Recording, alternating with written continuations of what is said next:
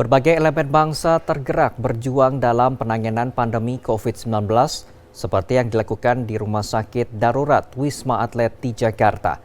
Tenaga kesehatan dari beragam latar belakang mulai dari personel TNI, dokter hingga perawat bersatu padu menangani pasien COVID-19.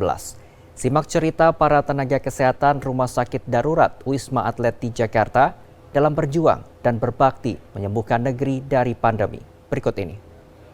Sudah hadir lengkap 3 orang narasumber istimewa kita hari ini dari Rumah Sakit Darurat COVID Wisma Atlet, Letkol Laut Dr. Gigi Muhammad Arifin, Komandan Lapangan Rumah Sakit Darurat COVID Wisma Atlet, Dr. Aulia Givari Nisa, dokter Rumah Sakit di Wisma Atlet juga, dan Lia Agustina, perawat di Rumah Sakit Darurat COVID Wisma Atlet.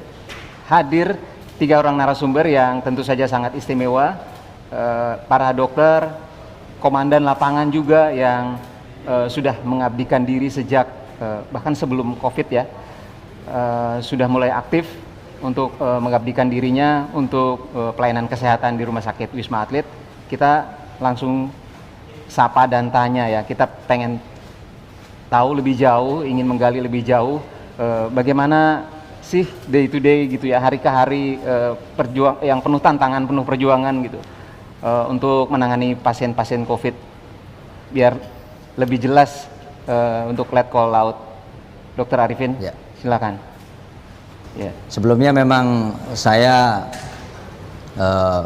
satuan kami Batalion Kesehatan 1 Marinir itu dipercaya dari komando atas memang untuk melaksanakan observasi di Pulau Natuna, ex Wuhan yang pertama ya. Ini merupakan sesuai dengan jadi kepercayaan ya. Kepercayaan adalah suatu kehormatan, kata dari Komandan Korps Marinir kami, Mayor Jenderal TNI Suhartono. Ya. Jadi beliau selalu menyampaikan bahwa kepercayaan adalah suatu kehormatan dan harus dilaksanakan dengan baik. Kemudian satuan kami setelah melaksanakan tugas di observasi di Pulau Natuna, yaitu WNI yang berasal dari Wuhan, tentunya namanya pertama kali kita tahu Wuhan itu kan suatu kata-kata yang sangat horor. Nah, begitu tiba di Natuna pun ya kita tidak menyalahkan masyarakat. Kalau mereka pengetahuannya, masyarakat Natuna sempat menolak ya, karena memang pengetahuan tentang COVID-19 sendiri mereka masih abu-abu, artinya belum jelas, sehingga pemahaman ke masyarakat di Pulau Natuna saat itu juga disampaikan, sehingga gelombang kedua Natuna yang rencana untuk observasi mereka sudah bisa menerima waktu itu. Kemudian setelah Natuna, satuan kami dipercaya kembali untuk melaksanakan observasi di Pulau Sebaru. Jadi kita ketahui bahwa Pulau Sebaru adalah pulau di gugusan Kepulauan Seribu yang letaknya ujung, sehingga bagaimana menjangkaunya adalah sangat susah sekali, sehingga perlu kapal-kapal perang yang waktu itu mendistribusikan logistik termasuk personil, termasuk kami pun naik juga dari Natuna kemudian ke Pulau Sebaru ya, menggunakan waktu itu Hercules ke Halim, kemudian baru kita ke Pulau Sebaru. Jadi tantangan-tantangan yang di lapangan seperti itu yang kita sudah day by day, jadi sesuatu yang sangat menakutkan sekali dan kita alami memang benar-benar itu di Pulau Sebaru. Pulau Sebaru kita ketahui bersama bahwa ada anak buah kapal pesiar, Diamond Princess yang kita ketahui dari Jepang, yang sangat infeksius kapal itu, ribuan orang positif, anak buah kapal pesiar kita yang positif pun ada di sana. Sehingga itulah yang pertama kali kita bertemu dengan orang yang pernah positif menjadi negatif. Nah, kemudian yang orang yang negatif dan orang yang perjalanan dari Jepang ke Indonesia, kemudian di Pulau Sebaru itu dalam perjalanannya kita juga tidak pernah tahu bahwa mereka akan menjadi positif. Itu yang sangat kita memang takuti pertama kali. Jadi usah pakai APD pun waktu itu ya saat pertama kali untuk benar-benar yang kita harus perfect, artinya benar-benar melindungi diri kita adalah waktu bertemu dengan pasien dari atau anak buah kapal yang kita observasi di Pulau Sebaru. Kemudian dari Pulau Sebaru hampir 20 hari kita di sana.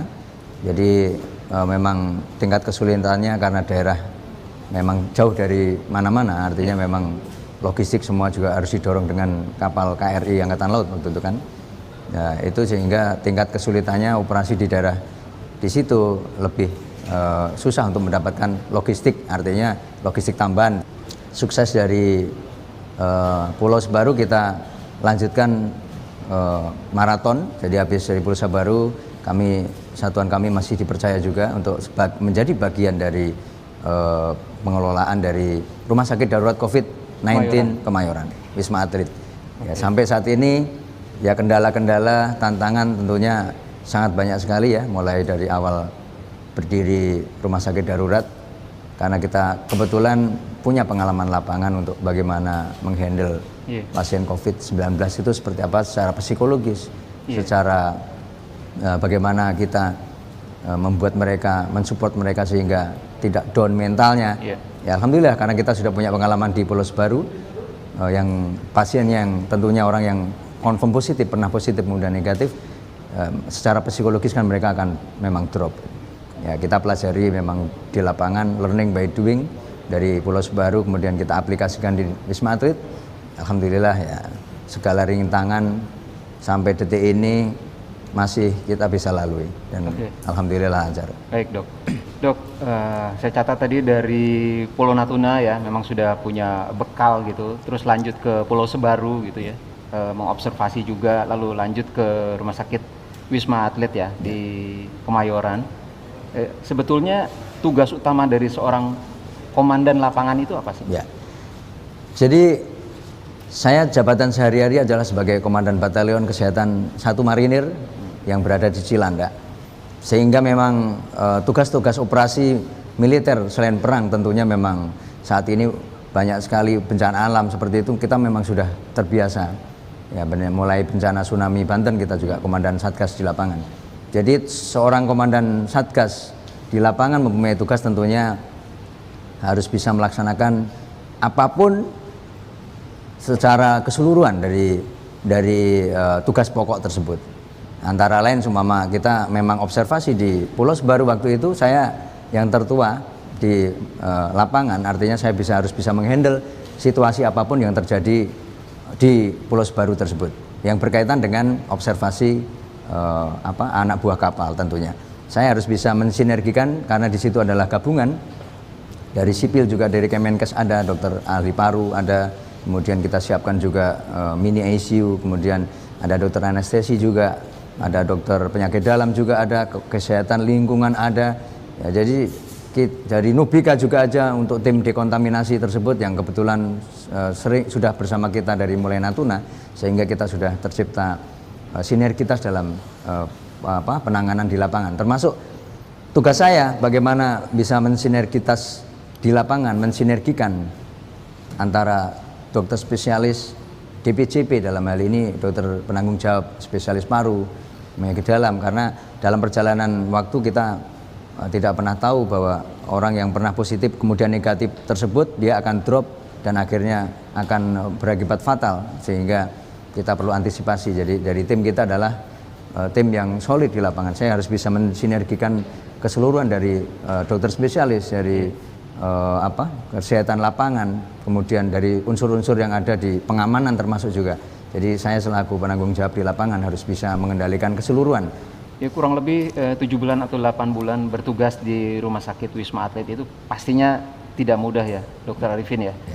Apalagi juga harus menghandle dari berbagai macam karakter pasien, juga berbagai macam karakter dokter juga, tadi ada dokter anestesi, dokter spesialis gitu. Ya. Sejauh ini apa yang paling sulit atau yang paling menantang ya untuk Jadi selama ini sampai detik ini yang saya rasakan yang paling menantang itu adalah bagaimana menghadapi pasien-pasien itu aja. Saya sebagai customer care juga, artinya saya biasa memang dari keluhan apapun dari pasien, karena saya komandan lapangan juga dari mereka. Saya biasa menerima pasien di depan IGD yang sebelum-sebelumnya itu adalah klaster-klaster ya, kayak anak buah kapal itu kita pernah menerima 211 orang positif langsung ke depan IGD kita, sehingga saya harus bisa mengendalikan sejumlah 211 orang itu. Saya briefing dulu per peleton seperti itu kita sampaikan hal-hal apa yang boleh dilakukan, apa yang nggak boleh dilakukan selama di sini. Kemudian memang pengalaman kami memang anak buah kapal itu memang cenderung lebih susah untuk dikendalikan. Tetapi itu tantangan tersendiri buat kami. Jadi dari jamaah juga awal-awal kan kita berdiri ada pasien juga yang dari jamaah Goa, dari kebun jeruk waktu itu juga. Mereka tetap ngeyel tidak melaksanakan protokol kesehatan walaupun sudah kita briefing ya dari awal datang apa yang boleh tidak dilakukan, bahkan pengen merokok, membeli rokok seperti itu. Kemudian bahkan mereka sholat masih berjamaah, rapet-rapetan, tidak bermasker, salaman-salaman seperti itu. Itu tantangan buat saya. Saya pun langsung terjun ke lantai 22 waktu itu, saya ingat sekali. Sehingga saya kumpulkan jamaah itu, saya sampaikan secara memang saya kebetulan ada basic ilmu agama Islam yang sedikit saya sampaikan ke mereka bagaimana ikhtiar itu seperti apa ya dengan cara saya, sehingga kalau tidak melaksanakan protokol kesehatan berarti mereka bunuh diri, semapun nanti meninggal pasti masuk neraka. Saya sampaikan seperti itu karena tidak ada ikhtiar. Saya umpamakan sudah ada jurang di depan, sudah tahu itu jurang dalam, dia tetap terjun mati, nah, itu kan sama dengan bunuh diri. Saya sampaikan seperti itu sehingga pemahaman yang seperti itu mereka akhirnya bisa memahami, kemudian bisa melaksanakan protokol kesehatan itu. Sholat di kamar masing-masing, berdua berjarak. Sebelumnya mereka sholatnya di selasar itu, lantai yang di lantai 22 itu kan ada tempat kosong gitu. Mereka sholatnya di situ. Ya, tantangan itu yang paling menantang seperti itu. Ada pasien mengancam untuk bunuh diri, ada juga sudah 8 kali tes swab positif terus kan gitu. Ya, itu protes, kok positif terus gimana kemudian. Saya handphone saya itu kan memang saya terbiasa untuk sekalian saya share ke mereka yang tertua dari grup mereka siapa, sehingga ada apapun bisa komunikasi tidak putus. Saya sebagai customer care. Ya, itu salah satunya itu. Ada yang mau pengen bunuh diri, saya ngomongnya turun dulu ke lobby, saya ketemuin di situ. Saya sampaikan hal-hal yang positif tentunya. Jangan seperti itu, gini-gini ini bukan sesuatu hal yang menakutkan sekali penyakitnya. Jangan stres, jangan ini saya sampaikan. Ini karena stres pengen pulang. Nah, waktu itu puasa sebulan penuh kan, pengen lebaran di kampungnya lah, ceritanya gitu. Jadi saya sampaikan harus gembira di sini, nggak boleh stres. Ya, akhirnya ngikutin kata-kata saya, terus kemudian habis lebaran baru negatif itu. Tapi udah terlambat, nggak bisa pulang kampung dia. Om Santi, Santi, Santi. Om Swastiastu, Jero Mangku. Om Swastiastu, salam sami. Haris, lagi dumon, Riki Kangyang, nggih. Niki wonten surat imbauan dari KDI. Minggu depan, Wentan 3 Banjar di desa Niki yang akan mengadakan odalan. Punapi Niki Jero Mangku? Nggih. Trihita Karana tetap harus kita junjung di tengah situasi apapun. Saat sembahyang, selalu pakai masker dan tidak berkerumun. Nggih. Saya Profesor Dr. Igusti Ngurah Sudiana mendukung upaya pemerintah untuk memutus rantai penularan COVID-19. Penggunaan vaksin adalah solusi yang tepat buat kita semuanya. Om Santi, Santi, Santi. Oh.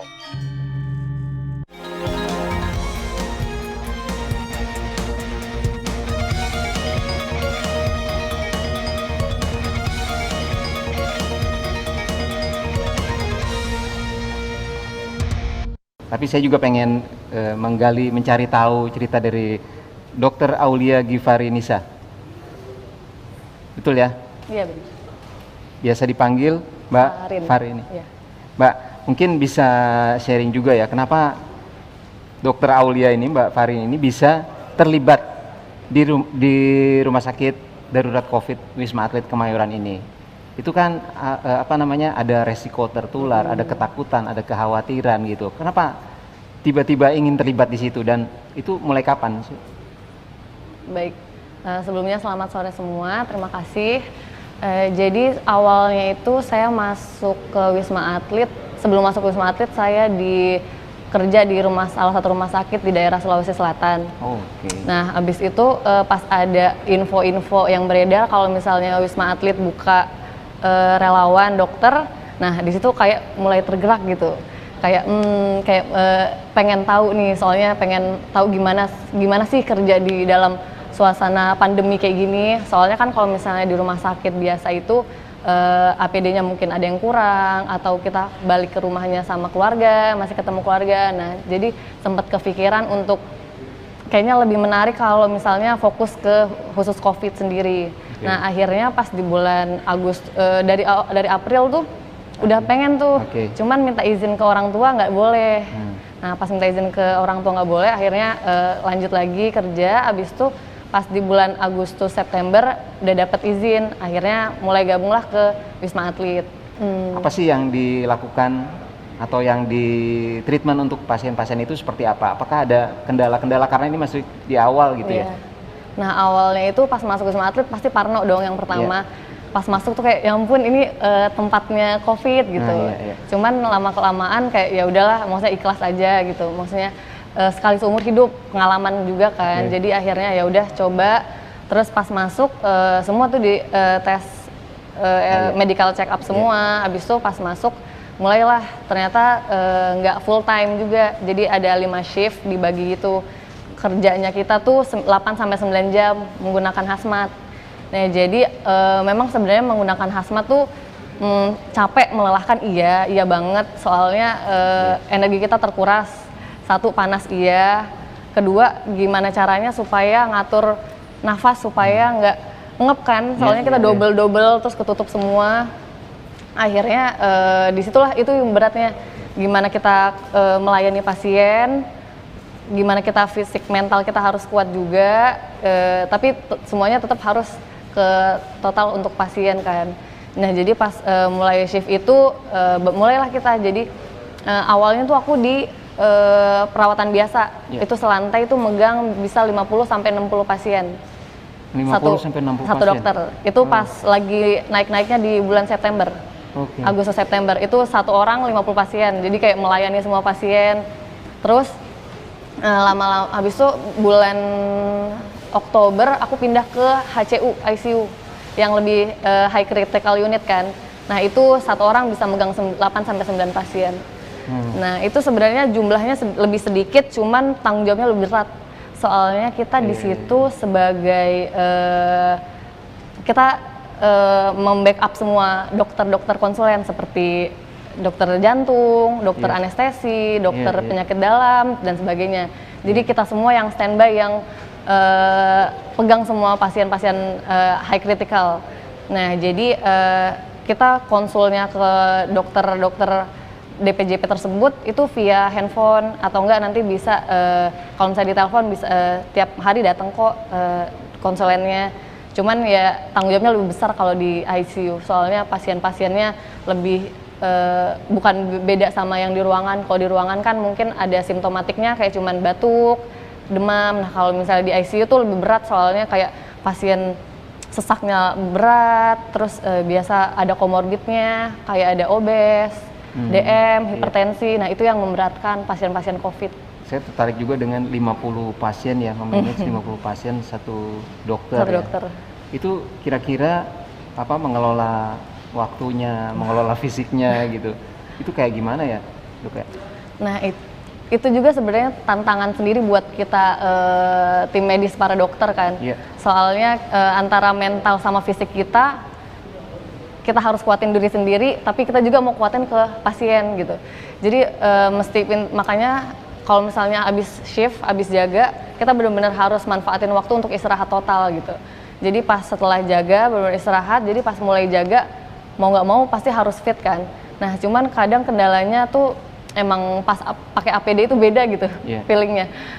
Ngep iya, panas iya, jadi nggak maksimal, fisik tuh nggak maksimal, cuman ya gitulah. Jadi kalau misalnya megang pasien 40 sampai 50 tuh kadang kewalahan, cuman kadang pintar-pintar ngatur waktu sendiri sih. Iya. Yang biasa dilakukan ya, regularly treatment untuk pasien-pasien itu seperti apa sih di Rumah Sakit Wisma Atlet ya? Itu kan levelnya juga lain-lain gitu. Yang diderita juga beda-beda gitu, termasuk juga ada komorbid tadi, penyakit penyerta. Itu melihatnya gimana ya?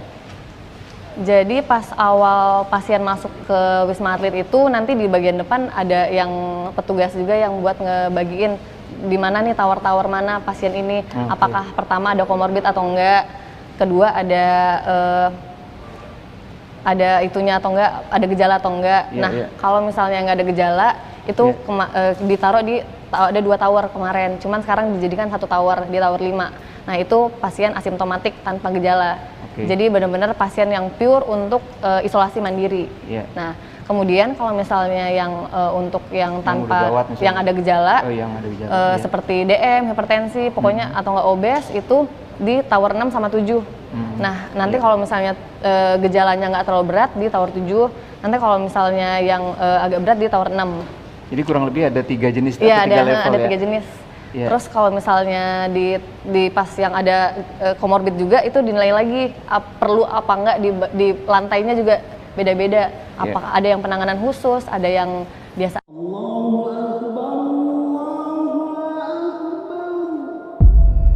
Saya rindu sekali berdiri bersisian, rapat dalam shaf, hangat sekali rasanya, tertunduk bersama menghadap Allah Subhanahu wa Ta'ala. Resiko COVID-19 itu nyata. Setiap hari terselip doa untuk kesehatan pulih dari pandemi bagi Indonesia dan dunia. Mari kita menjaga kedisiplinan protokol kesehatan sambil bersiap untuk menanti hadirnya vaksin COVID-19 agar kesehatan kita pulih, ekonomi kita kembali menggeliat, dan umat kembali bangkit. Mari kita dukung upaya produksi vaksin dan kita sambut dengan baik upaya distribusinya. Karena dengan vaksinasi dan protokol kesehatan, insya Allah kita bisa melindungi diri dan melindungi negeri.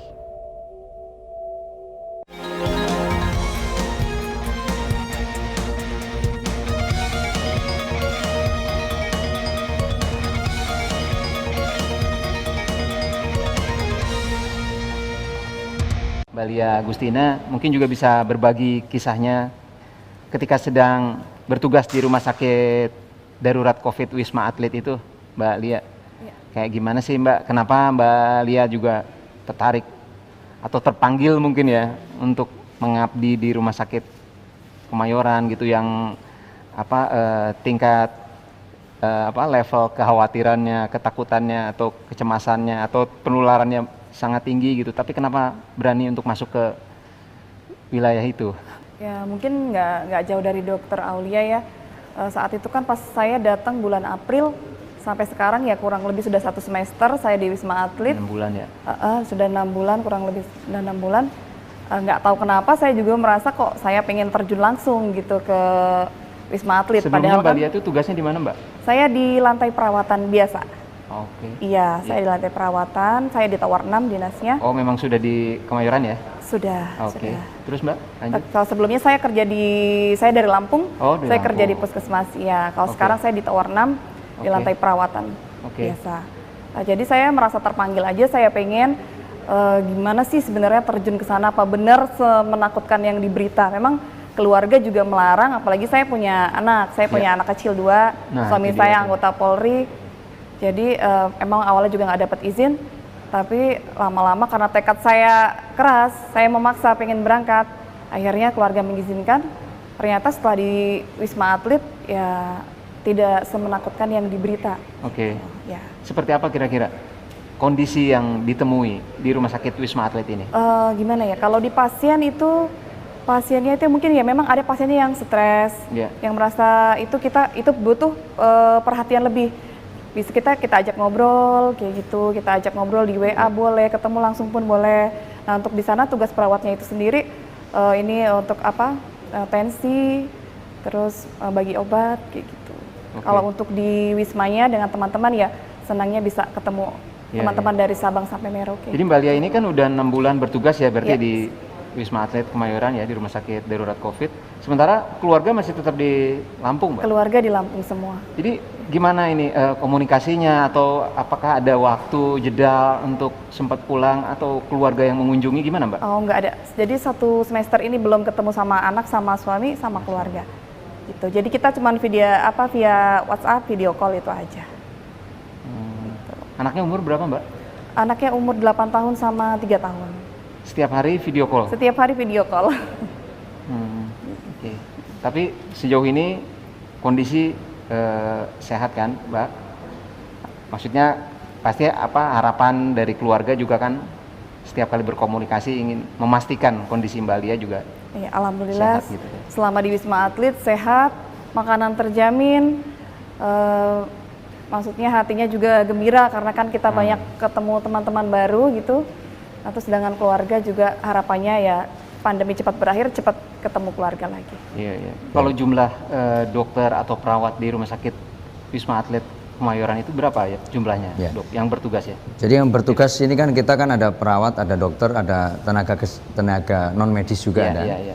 Jadi artinya Ada petugas lab juga. Iya, petugas laboratorium ada, alam farmasi ada. Farmasi, ya. Ya, kemudian dari cleaning service-nya pun ada juga. Iya, iya. Jadi artinya memang Jumlahnya berapa total? ya, total 2000 lebih kalau 2000 lebih, 2000 ya, lebih iya, kalau iya. 2000 hampir 3000-an kalau dengan cleaning service semua ya. Iya. Kemarin 4 tower kita fungsikan semua sehingga cleaning service-nya pun berjalan semua kan gitu. Jadi Iya, iya. tim yang bagian pembersihan, kemudian perawat pun kalau pasien banyak otomatis kan semua lantai harus terisi oleh perawat. Iya. Jadi satu lantai itu ada 32 kamar, biasanya pasien ya diisi 50 lah maksimal biasanya, sehingga satu lantai itu ada 3 perawat jaga yang dijagakan selama 9 jam, 8 sampai 9 jam dibagi 3 shift. Sama dengan dokter umum, sama juga.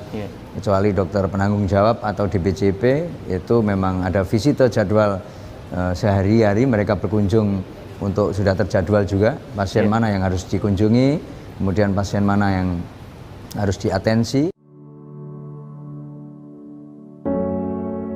Sejak pandemi ini menimpa dunia, kita sudah menginformasikan kepada seluruh masyarakat umat Konghucu agar membatasi setiap kegiatan yang melibatkan banyak orang, termasuk kebaktian rutin maupun khusus. Pemerintah pasti punya rasa sayang terhadap rakyatnya. Dan ketika pemerintah menerapkan kebijakan sesuatu yang menyangkut kesehatan atau bahkan nyawa rakyatnya, tentu sudah melalui prosedur yang bisa dipertanggungjawabkan. Sekiranya memang sudah diteliti dan ditetapkan bahwa vaksin itu aman, sudah menjadi kewajiban kita untuk menerimanya. Kebajikan pemerintah, kebajikan pemimpin, laksana angin. Kemana angin bertiup, ke sana rumput merebah. Kebajikan rakyat seperti rumput itu. Dia akan merebah mengikuti angin yang bijaksana.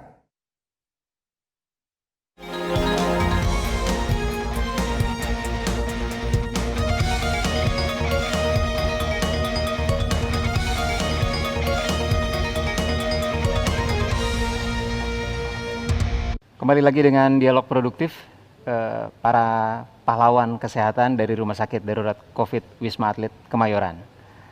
Dr. Arifin, saya pengen tahu juga, masih banyak sih sebetulnya yang ingin digali story-story keseharian gitu ya. Tapi ini melihat background yang bermacam-macam, dokter dari daerah-daerah, itu sebetulnya bagaimana pembagian jadwal mereka bertugas itu ya. Bahkan kan sampai ada dari Sulawesi Selatan, dari Lampung, dari berbagai daerah di Indonesia gitu.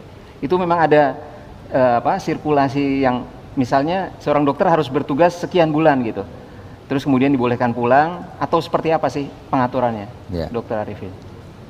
Jadi di Rumah Sakit Darurat COVID-19 ini kita ada PPSDM ya, bagian yang sumber daya manusia, rekrutmen mulai dari ID, mulai dari ID, Ikatan Dokter Indonesia, kemudian perawat pun ada perawat dari PPNI, Persatuan Perawat Nasional Indonesia juga dilibatkan di situ. Jadi secara umum memang yang mengatur adalah bagian divisi dari SDM sendiri. Tetapi secara garis besarnya bahwa dokter yang bertugas di Rumah Sakit Darurat COVID-19 ini adalah memang mereka direkrut dari ID yang kebanyakan memang selama ini ya, dari dokter juga dari TNI Polri, selain dari TNI Polri maksud kami yang dari relawan sipil itu dari ID. Kemudian mereka akan atur untuk sirkulasinya, untuk rolling perputarannya, mereka akan atur sehingga seperti Dokter Aulia ini sudah berjalan 2 bulan, mungkin nanti bulan ketiga bisa diperpanjang atau off dulu, kemudian nanti akan diganti oleh dokter yang berikutnya, seperti itu. Jadi proses penggilirannya, proses rollingnya adalah sudah mekanisme sistem yang sudah berjalan di rumah sakit darurat, sudah berlangsung sampai saat ini oleh SDM yang mengaturnya. Baik, Dokter Aulia, mungkin saya juga pengen tahu sebetulnya kan tugas Anda ini nggak mudah ya, nggak gampang ya, sangat menantang, melelahkan.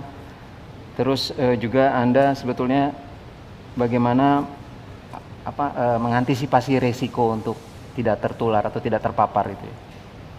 Gimana, Dok? Baik, jadi kalau untuk tidak tertularnya pasti kita berusaha untuk meminimalisir kan ya. Karena kita memang ke daerah red zone, benar-benar di mana tempat COVID itu sendiri beredar gitu. Yeah. Nah, itulah kenapa saya berani untuk ayo ke Wisma Atlet tuh karena di Wisma Atlet tuh APD-nya maksudnya sangat maksimal lah, sangat maksimal. Kedua, setelah shift, setelah proses membuka hazmatnya APD-nya itu, kita pakai didekontaminasi. Jadi setelah itu benar-benar ada step-stepnya sendiri. Jadi pas kita masuk, pertama boots dibuka, goggles dibuka, handscoon pertama dibuka. Setelah itu pas masker juga tuh ditutup pakai mikropor, benar-benar nggak ada udara sama sekali. Jadi insya Allah sudah semaksimal mungkin diminimalisir. Nah makanya pas ngelihat cara APD-nya sudah kayak begitu, kemudian dekontaminasinya, jadi kayaknya ini sudah maksimal gitu. Jadi ya kenapa enggak gitu dicoba. Jadi pas penggunaan APD memang sesak, panas, cuman meminimalisir lah. Oke. Selama 6 bulan bertugas di Rumah Sakit Wisma Atlet ini, apa kegiatan atau cerita yang paling berkesan untuk Dokter Aulia? Yang seru sih banyak, cuman yang paling berkesan tuh pas kalau misalnya kita lagi bertugas, terus kita megang pasien, terus pasien itu pas swab tuh negatif. Nah itu rasanya tuh beda gitu. Jadi pas kita kayak udah berusaha, ada soalnya pasien dirawat 2 bulan. Kebayang dong gimana mentalnya down banget, fisiknya lagi down, terus dia kayak butuh kan. Jadi selama itu kita berusaha buat kasih kuatin mentalnya, padahal kita juga berusaha untuk kuatin mental fisik sendiri kan. Itu tantangannya. Jadi pas gimana caranya supaya kuatin mental si pasien itu. Terus pas kalau misalnya pas 2 bulan, pasien itu sudah 2 bulan selesai, sudah di swab berapa kali, pokoknya banyak banget. Udah di swab berkali-kali, terus pas dinyatakan negatif, itu terus dia terima kasih ke kita tuh kayak rasanya beda gitu. Apa lesson learn atau pelajaran paling berharga mungkin ya selama bertugas di Rumah Sakit Wisma Atlet ini? Pastinya juga kan ada pelajaran-pelajaran baru yang didapat ya, secara keilmuan gitu dan lain-lain. Pelajaran paling berharga sih untuk sisi dari ilmu, saya banyak belajar di bagian ICU, HCU ICU, high critical, karena untuk dokter umum sendiri itu pengalaman berharga banget, soalnya itu kompetensinya luar biasa lah, soalnya pasien dokter-dokter konsulen yang bertanggung jawab di situ kita yang handle gitu, kita yang standby di situ, jadi bener-bener keputusan tuh ada di kita.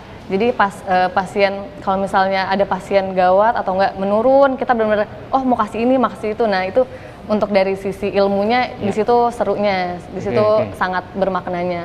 Terus untuk pelajarannya lebih ke ngelihat mental sih, saling menguatkan mental antar sesama teman, sejawat, sesama pasien itu sangat dibutuhkan pas kekuatan mental. Kalau 6 bulan sudah bertugas di situ, apalagi setiap hari ketemu pasien gitu kan, apakah udah bisa melihat gitu dari penampakan luarnya misalnya, oh ini terpapar nih, atau misalnya dari segi komunikasinya misalnya ada kan Dokter Revin bilang tadi ada yang stres juga gitu, itu udah ketika pas ketemu gitu udah bisa kelihatan belum sih, oh ini begini. Udah, selama ini sih awalnya belum kan, cuman pas semakin berjalan ke sini makin ngelihat kayak pas cukup bilang selamat pagi Pak.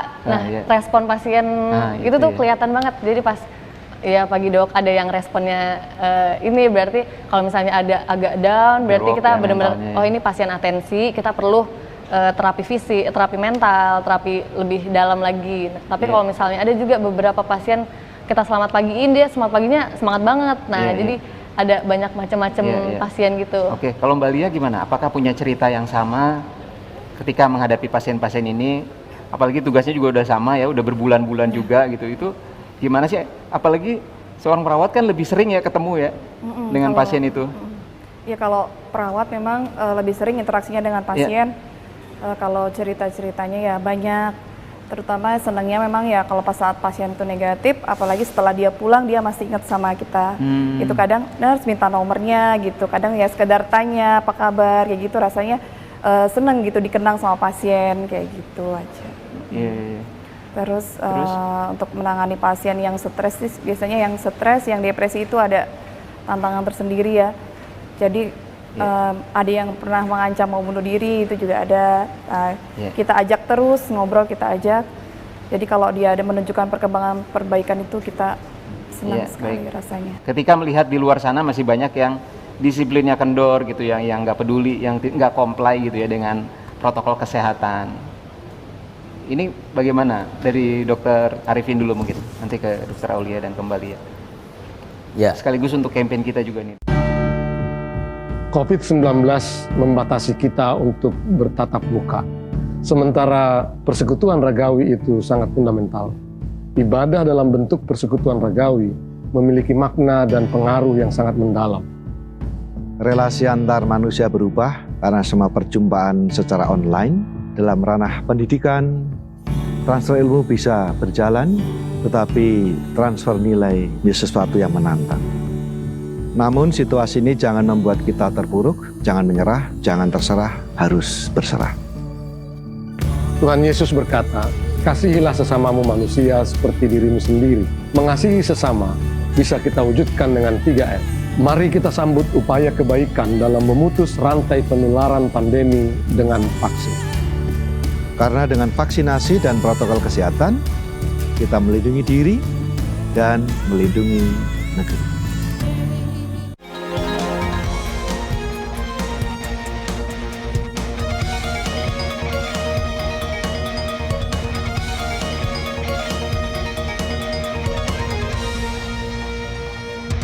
Kita merasa bekerja sendiri di saat melihat masyarakat di luar tidak melaksanakan protokol dengan baik dan benar.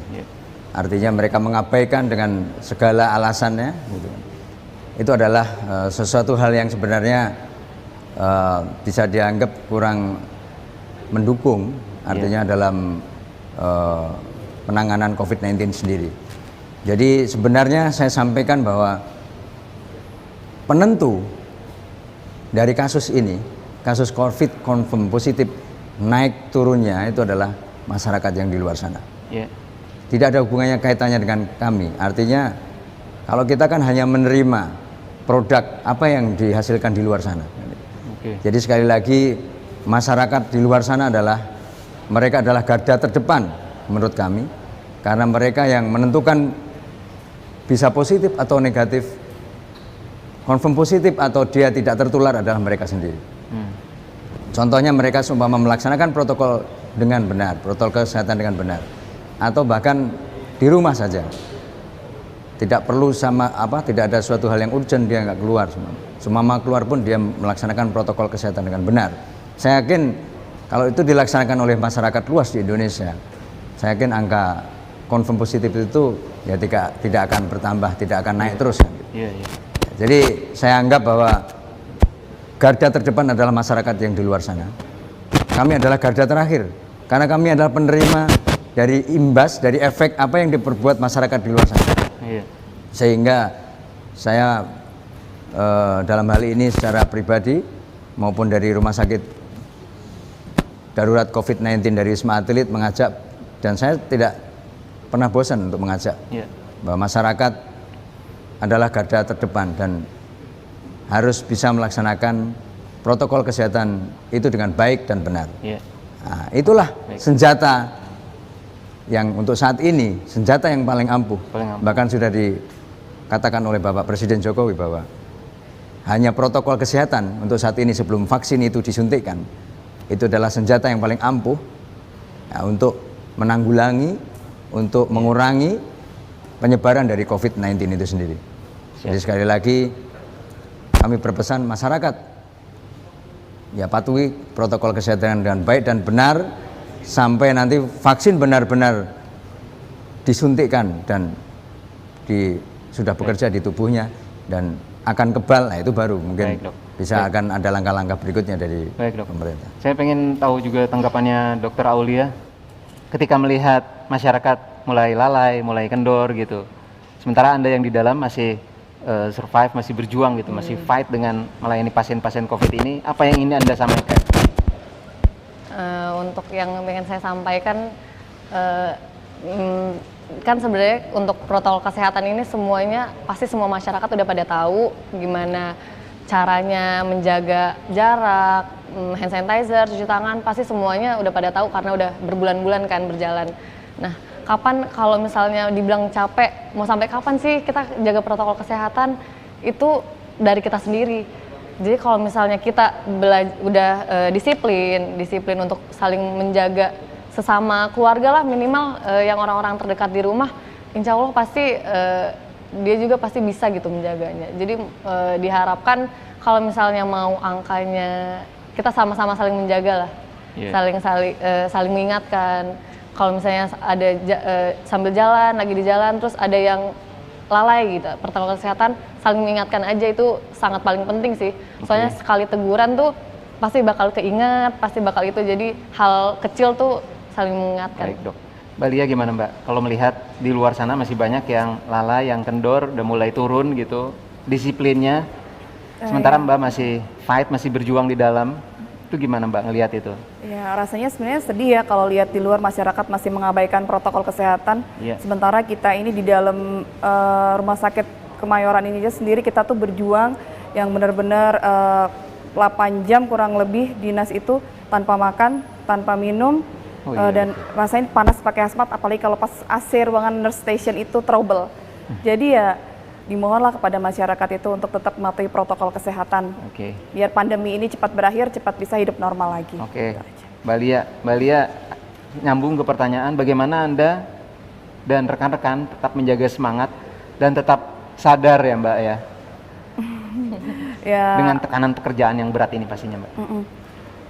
Di bawah happy aja sih sebenarnya, di bawah happy aja. Kebetulan juga di Wisma Atlet itu rasa kekeluargaannya dengan teman-teman itu dapat, jadi kita tuh di sana nggak pernah yang rasanya sedih gimana, karena kita saling menguatkan aja.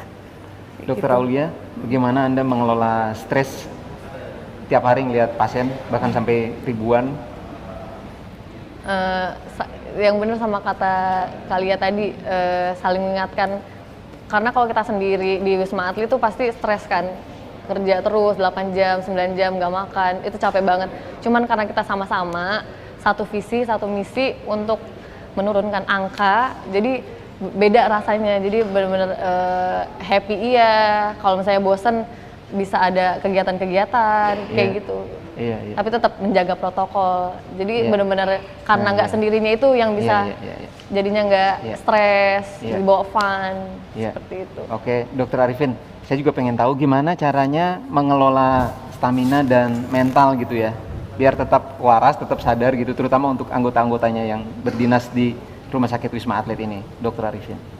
Ya, jadi kami punya prinsip memang di satuan kami juga. Jadi kita punya prinsip dulu adalah bagaimana mengelola di lapangan itu adalah kita punya prinsip kita harus gembira di keluarga dulu, kemudian gembira di satuan, gembira di medan penugasan. Itu yang saya terapkan semenjak saya menjadi Komandan Batalion Kesehatan. Gembira di keluarga, gembira di keluarga, gembira di kesatuan, penugasan. Jadi awal orang itu hatinya gembira di keluarga. Tentunya di lingkungan kerja atau satuan dia akan gembira. Bagaimana dia bisa mengelola pasien dengan baik, bisa mensupport pasien dengan baik, dirinya sendiri sedih, bagaimana? Itu yang selalu saya tanamkan ke seluruh rekan-rekan relawan yang ada di sipil maupun militer, yang ada di Wisma Atlet. Pastinya juga masyarakat ingin ada secercah optimisme gitu ya. Adakah kabar baik dari Rumah Sakit Darurat COVID Wisma Atlet itu? Karena tadi saya juga sempat dikasih data sama Dokter Arifin ini, dari awal sejauh ini sudah 20.000 pasien masuk, 17.000 sembuh, atau sekitar 87% ya kalau persentase kesembuhan itu. Gimana dokter? Jadi good newsnya dari Rumah Sakit Darurat COVID-19 ini bahwa memang dari mulai berdiri kita sudah berhasil 87% pasien sudah sembuh. Artinya ini berita gembira pada masyarakat luas bahwa bukan berarti terus mengabaikan protokol kesehatan kemudian positif kemudian mau masuk Wisma Atlet, bukan seperti itu, tetapi ini adalah berita gembira bahwa kita bisa menyembuhkan pasien sebanyak itu dari mulai berdiri sampai sekarang. Kemudian good news-nya lagi, memang dari Wisma Atlet sampai hari ini tower 4 adalah tower yang kita tutup dari kemarin, artinya karena pasien jumlahnya memang menurun, kemudian kita gabung di tower 5 sebagai flat isolasi mandiri Kemayoran. Pasien dengan orang tanpa gejala kita jadikan satu, bahkan masih di bawah 40% angkanya untuk di tower 5. Sedangkan tower 6 dan tower 7 sendiri dari pasien yang ringan sampai gejala sedang itu pun juga di bawah 40%. Artinya mudah-mudahan ini memang benar-benar positif buat masyarakat. Harapan kami ini efek dari masyarakat yang sudah bisa memahami apa arti pentingnya protokol kesehatan. Mudah-mudahan itu, mudah-mudahan bukan karena kita nggak active finding case ya, artinya tidak menemukan kasus yang baru, tidak melakukan swab seperti itu. Harapan kita memang benar-benar karena memang angkanya menurun. Itu good news dari Rumah Sakit Darurat COVID-19. Baik, sebelum menutup program ini, saya ingin minta closing statement dari Mbak Lia dulu, mungkin nanti disusul oleh Dr. Aulia, dan terakhir mungkin dari Dr. Arifin. Mbak Lia, persilakan. Ada semacam review terakhir ya, atau keinginan atau himbauan gitu untuk masyarakat yang lebih luas. Untuk masyarakat di luar sana, diharapkan selalu mematuhi protokol kesehatan agar angka penularan COVID ini semakin turun. Oke, baik. Terima kasih Mbak Lia. Dr. Aulia, ada closing statement mungkin dari dokter? Baik, untuk masyarakat, teman-teman semuanya, bertepatan di Hari Pahlawan tanggal 10 November ini, diharapkan kita bisa menjadi pahlawan untuk diri sendiri atau enggak keluarga terdekat. Untuk kalau kita nggak bisa jadi pahlawan untuk untuk negeri atau gimana, kita berkontribusi untuk menjaga diri sendiri dulu atau keluarga dulu. Ya, baik, terima kasih Dr. Aulia. Terakhir, Dr. Arifin. Ya, untuk tanggal 10 November ini adalah momen sejarah yang penting sekali sebagai tonggak awal bahwa kita menghadapi pandemi ini adalah di masa-masa yang saat ini adalah Hari Pahlawan. Tentunya kami berharap bahwa pahlawan yang sesungguhnya untuk saat ini adalah masyarakat di luar sana dan kita bersama. Jadi kita semua adalah pahlawan untuk bersama-sama memerangi dari pandemi COVID-19 ini. Jadi berusahalah menjaga protokol kesehatan dengan baik dan benar, itu sudah cukup menjadi pahlawan untuk saat ini kondisi pandemi. Dan pasti kita yakinkan wabah pasti akan berakhir. Kita harus optimis. Baik, terima kasih atas penjelasannya, atas informasinya, atas berbagi kisah dan pengalamannya para pahlawan kesehatan dari Rumah Sakit Darurat COVID Wisma Atlet. Ya, demikian Nusantara Kini, saya Dot Fidiadi. Terima kasih atas perhatian Anda. Jopos TV, paling Indonesia. Selamat berakhir pekan.